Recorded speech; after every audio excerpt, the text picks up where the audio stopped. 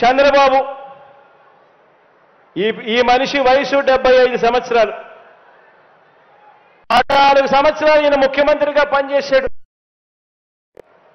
3 సార్లు ముఖ్యమంత్రి అయ్యాడు.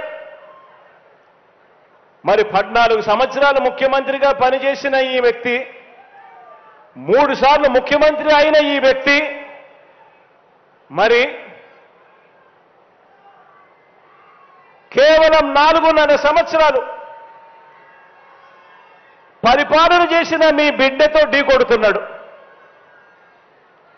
మరి మీ బిడ్డతో కేవలం 4.5 సంవత్సరాలు పరిపాలన చేసిన మీ బిడ్డతో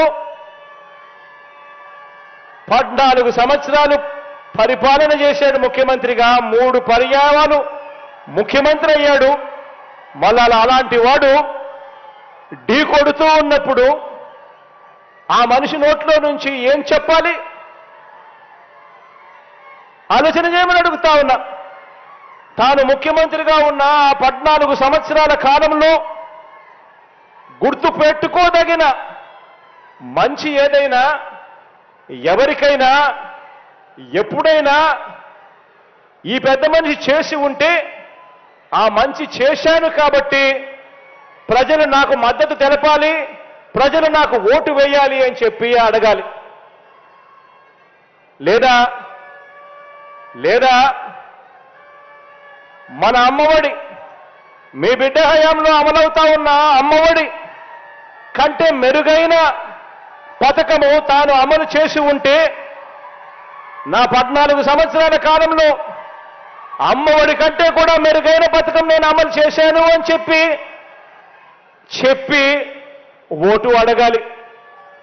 లేదా మన పొదుపు సంఘాల అక్క చెల్లెమ్మల కోసం మీ బిడ్డ హయాంలో అమలవుతా ఉన్న వైఎస్ఆర్ ఆసరా కంటే ఇంకా మెరుగైన స్కీమ్, ఇంకా మెరుగైన కార్యక్రమం తాను ఒకవేళ అమలు చేసి ఉంటే ఆ ఫలానది నేను అమలు చేశాను అని చెప్పి ఓటు అడగాలి. లేదా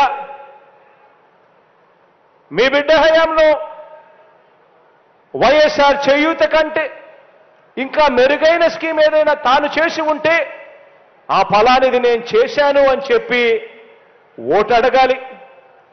లేదా మీ బిడ్డ హయాంలో మాదిరిగా ఏకంగా 31 లక్షల ఇంటి స్థలాలు నా అక్క చెల్లెమ్మల పేరుతో రిజిస్ట్రేషన్ చేసి ఇచ్చాం మీ బిడ్డ హయాంలో. అందులో కడతా ఉన్న ఇల్లు అక్షరాల మరో 22 లక్షల ఇల్లులు కడతా ఉన్నాం. ఇంతకన్నా ఇంకా మెరుగైన కార్యక్రమం ఆయన ముఖ్యమంత్రిగా ఉన్నప్పుడు, 14 సంవత్సరాలు ముఖ్యమంత్రిగా ఉన్నప్పుడు 3 సార్లు ముఖ్యమంత్రి అయ్యుండి కూడా తాను చేశాను, ఇంతకన్నా మెరుగైన కార్యక్రమం చేశాను అని చెప్పి ఓట్లు అడగాలి.